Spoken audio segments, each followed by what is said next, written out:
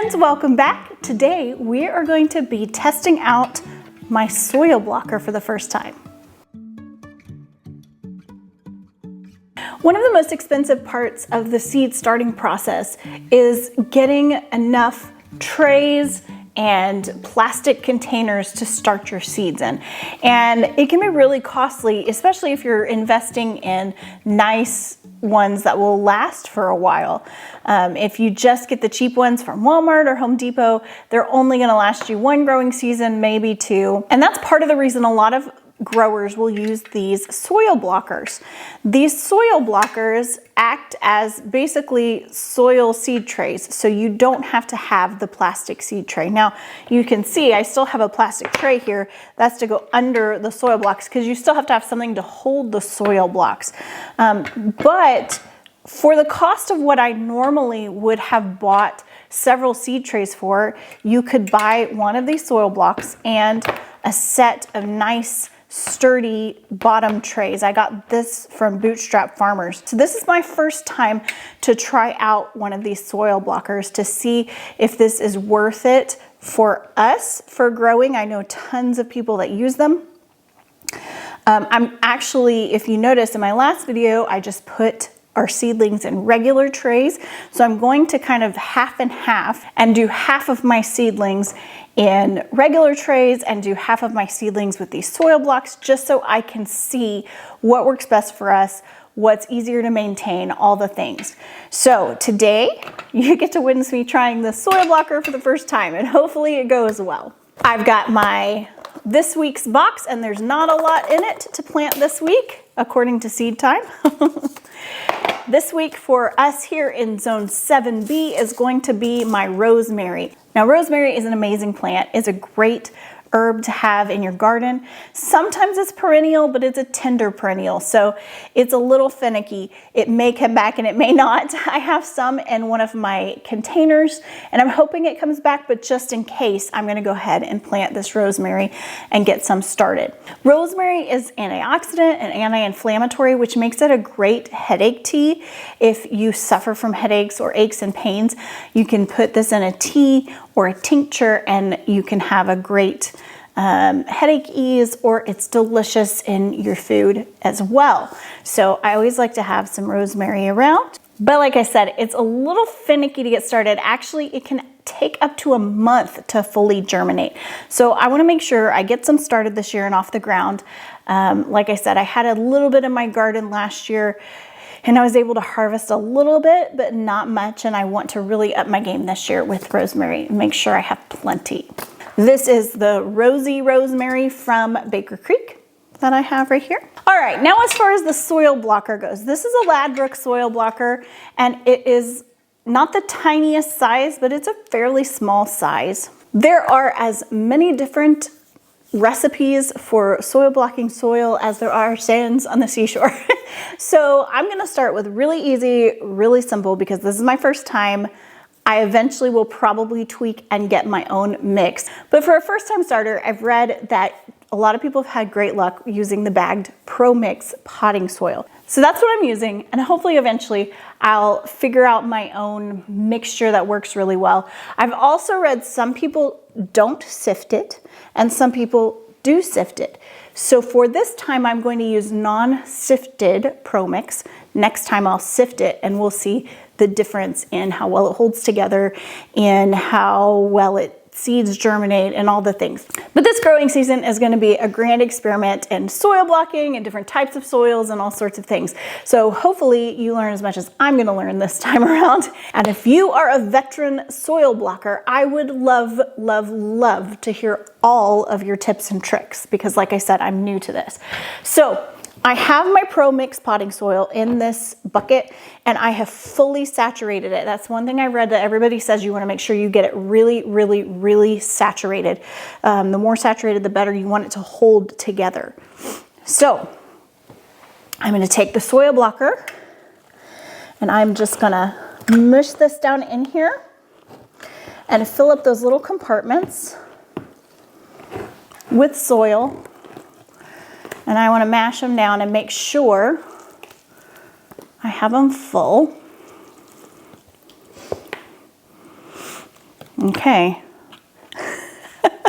I'm ready for this to just fall apart in my hands. And then we're gonna flip it over and pull them out. Wow, that held together amazingly beautifully, actually. The other benefit that I've read about soil blocking is that it really produces healthier seedlings with healthier roots because they don't get root bound. And as your seedlings' roots reach the edge, it kind of acts as a pruning. It air prunes as they reach the edge of this block instead of binding up. And it makes the roots, every time they air prune, it splits and it adds more root structure. So actually, this is supposedly a lot healthier way to grow your seedlings. But we're gonna see if the extra time it takes to do this is worth it, which is actually going a lot quicker than I thought it might, and a lot easier. I was anticipating a struggle. I'm gonna get as many of these as I can. Now I think it came with dibblers for the tops of these that have little holes for seedlings, and I'll have to look and see if I can find what I did with those. But this will be just fine. I can just press the rosemary seeds down in. With something like this that I'm just planting a little bit of, it really is not much effort comparatively. The thing that will be decisive is on days I'm planting a ton, like the day I have lined up for peppers and tomatoes, where I'm just planting scads and scads of trays, will that be worth it to sit and do this for every tray? I don't know. These are bigger than a 72 cell tray, so there is the benefit of not having to up pot as quickly. And it may be that I can, if I do tomatoes or peppers, that they could live in this size until they go in the ground. If you do tomatoes and peppers and you do soil blocking, let me know what you typically do, if you have to up pot them or not, and how that works. Okay, that's 20. So I'm gonna go ahead and start planting my rosemary. And the package even says, sow this thickly because rosemary is famous for spotty germination.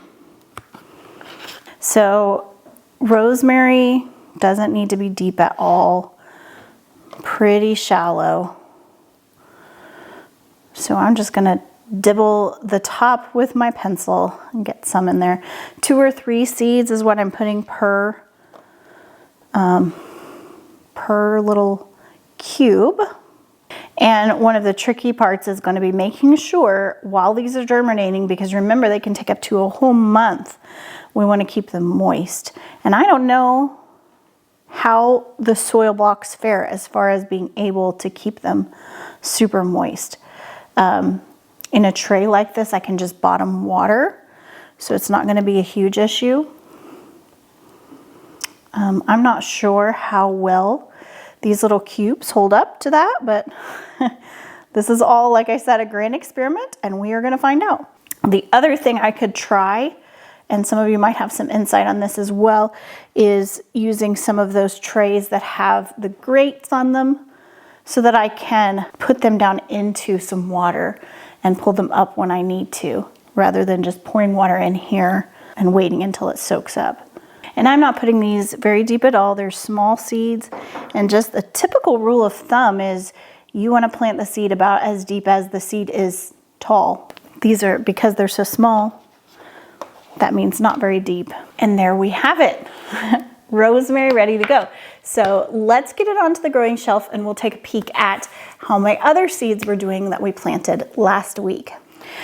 Okay, so here we go onto the seed tray. I'm putting this on the heating mat, and I'm actually going to go ahead and cover it with one of our humidity domes if we want to look and see progress on everything else. So for now, it looks like I have quite a few onions coming up over here.